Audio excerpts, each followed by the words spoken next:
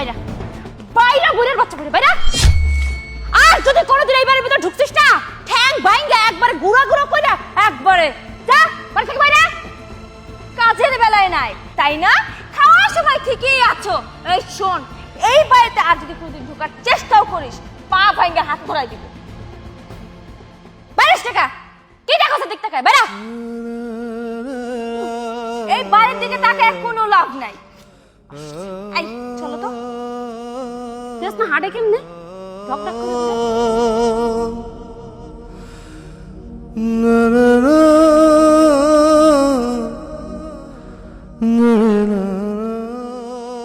আরে বিআই সাহেব, আসসালামু আলাইকুম। ওয়ালাইকুম আসসালাম। কি ব্যাপার, আপনি কান্নাকাটি করে ব্যাগ নিয়ে কোথায় যাচ্ছেন? আর আপনার হাতের এই অবস্থা কিসের জন্য? সবই আমার কপাল, মানে আমার কপালের দোষ। বিআই সাহেব, আপনি আমাকে খুলে বলেন, খুলে না বলে তো আমি বুঝবো না। কি হয়েছে আপনার সাথে? আমার দুটো ছেলেকে আমি মানুষ করেছি, তাদেরকে বিয়ে শাদী দিয়ে সংসার করে দিয়েছি, তাই তো আজকে আমার এই পরিভোগ। আমি কাজ করতে পারি না, আমি বুড়ো হয়ে গেছি, আমি বসে বসে খাই, তাই তো আপনার মেয়ে আমাকে ঘাট ধাক্কা দিয়ে ফেলে দিয়েছে। আর বড় বৌমা ব্যাগ দিয়ে বলেছে যদি আমি ওই বাড়িতে ঢুকি তাহলে ওরা আমার হাত পা ভেঙে হাতে ধরাই দেবে। কি এত বড় কথা? আমার মেয়ে এসব বলেছে আর বড় বৌমা এটা বলেছে? আজ দুদিন না যেতে যেতে আপনার বাড়ি থেকে তারা আপনাকে তাড়িয়ে দিয়েছে। চলেন চলেন আমার সাথে, আমি দেখছি। না, আমি আর ওই বাড়িতে যাব না। আপনি আমার কথা শুনবেন? আসেন তো, আসেন। এই শোনো শোনো, বাবা যেহেতু রাগ করে চলে গেছে তাহলে আমাদের ব্যবস্থা আমাদের করা উচিত না? হ্যাঁ তাই তো, ভাবি তো একদম ঠিক কথা বলেছে। এখন কিন্তু আমাদের সম্পত্তিটুকু ভাগ করে নেওয়া উচিত। ঠিক আছে, তোমরা যখন দুজন মিলে সিদ্ধান্ত নিয়েছো আলাদা হয়ে থাকবে, সম্পত্তি ভাগাভাগি করবে, কিরে ছোট তুই কি বলিস? আমার কিন্তু কোনো আপত্তি নেই। হ্যাঁ আমিও রাজি আছি, সমস্যা নেই। কিন্তু আমার একটা কথা আছে। কথা হইলো বাড়ি তো বড়ই, এই বাড়ি অর্ধেক কইরা তেলে এখন থেকে মনে করো 6 রুম আছে, 3 রুম তোমার 3 রুম আমার। মাঠের জমির মধ্যে হইলো যায় ভাই, মনে করো যে ওই পুষ্কুনির পার ওইটা যেটা জমিটা ওইটা তুমি পুরোটাই নিলা, আর আমি যে এই বাড়ির বাধা এটা পুরোটা আমার। আর ওই যে পালানে যা আছে এটা আমি নেই, তুমি ওই যে চকের টুকু তাইলে আমরা এই সরো তো, কি ব্যাপার? আপনি নিচ থেকে বাড়ি থেকে বের হয়ে গেলেন, আপনি এবার বাড়িতে এসেছেন কিসের জন্য? যান বেরিয়ে যান। বাহ বাহ বাহ, আমার মেয়ের যে এত উন্নতি হয়েছে আমি কখনো ভাবতে পারি নাই।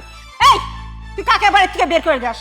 আর তোমাকেও বলি, তুমি যদি আজকে আমার মেয়ে হতে না, ওকে যেভাবে মেরেছে ঠিক সেইভাবে আমি আমার এই হাতটা তোমার গালে চড়াতাম। ছি, অন্যের মেয়ে হয়ে এ বাড়িতে এসে শ্বশুরকে সম্মান করতে শিখনি? তোমার বাবা মা কি শিখেছে? আর আমি বা কি বলবো? আমার মেয়েকে বা আমি কি শিক্ষা দিছি যে কিনা এই বাড়িতে এসে তার শ্বশুরকে এই বাড়ি থেকে তাড়িয়ে দেয়? এই কার বাড়ি এটা? থাকবেন সাহেব, ওদেরকে এসব কথা বলে লাভ নেই। ওরা এতদিনও যখন আমাকে সম্মান করতে শিখলো না, ওরা কখনোই শিখবে না। হচ্ছে আমি বাড়ি থেকে চলে যাই, ওরা ওদের সংসার নিয়ে ওরা সুখে থাকুক, আমি এই দোয়াই করি। দেখেছো বাবা কি জিনিস? আরে বাবা তো বট গাছের ছায়া, যে কিনা সমস্ত ঝড় ঝাপটা সামলে তোমাদেরকে মানুষের মতো মানুষ করে, তোমাদের পাশে এসে দাঁড়ায়। আর সেই বাবাকে আজকে তার বাড়ি থেকে তোমরা তাড়িয়ে দিচ্ছ। সাব্বাস, তোমাদের কি বলবো, আর তোমাদের বলার কিছু নাই। আরে বাবাকে ভালোবাসতে শিখো, বাবাকে সম্মান করতে শিখো, আর মানুষের মতো মানুষ হও, বুঝছো? মেরুদণ্ডহীন হয়ে বেঁচে থাকার থেকে মরে যাও অনেক ভালো। জি আম্মু, আপনি ঠিক বলেছেন, কিন্তু কি করবো বলেন? প্রতিদিন যখন কাজ শেষ করে বাসায় আসি, খাবার খেতে বসি, খাবারের টেবিল থেকে শুরু হয় আপনার মেয়ের সব কমপ্লেন। আমার বাবা বেশি খাচ্ছে, আমার বাবা এইভাবে হাঁটছে, আমার বাবা টয়লেটে গেলে তার টয়লেট থেকে দুর্গন্ধ বেরোচ্ছে, নানান অজুহাত, নানান কমপ্লেন। একটা মানুষ, আপনি একটা জিনিস হিসেব করতে পারেন যে সারাদিন অফিসে একটা একটা ঝামেলা থেকেই যায় আমাদের, সব কিছু সামলে এসে আবার বোর্ডে ঘ্যানঘ্যানানি কার সহ্য হবে বলেন? আমরা তো অনেক কথা বলি, অফিসে অনেক ক্লায়েন্টদেরকে ম্যানেজ করতে হয়, অনেক কিছু সহ্য করতে হয়। বাবার দিকে খেয়াল করার সময় পাই না। ভোর প্রেমে ভালোবাসা অন্ধ হয়েছিলাম, আর এতটা ভালোবাসা শুধুমাত্র একটু শান্তি, সুখ আর পবিত্র ভালোবাসার জন্য সব কিছু সহ্য করে গেছে। যখন যা বলেছে আমার এটা লাগবে ওইটা লাগবে, সব কিছু, এভরিথিং, কিচ্ছু না করি না আপনার মেয়ের সুখের জন্য। সেই সাথে আমি এটাও ভুলে গেলাম যে আমার জন্মদাতা পিতা, আমার বাবা, তাকে আমি বাড়ি থেকে বের করে দিচ্ছি। আমার স্ত্রীর কথায় আমি সব কিছু মাথা নিচু করে সব কিছু সহ্য করে যাচ্ছি। হ্যাঁ ছোট, তুই ঠিক কথা বলেছিস। মহিমা, এতদিন সত্যি আমরা অন্ধ ছিলাম। এই দুই ডাইনির জন্য তাদের আঁচলের তলা থেকে আমরা বেরোতেই পারি। আমরা যে পুরুষ মানুষ সেটাই ভুলে গিয়েছিলাম। ওদের হাতে চুরি না, চুরি তো আমাদের হাতে মানবে।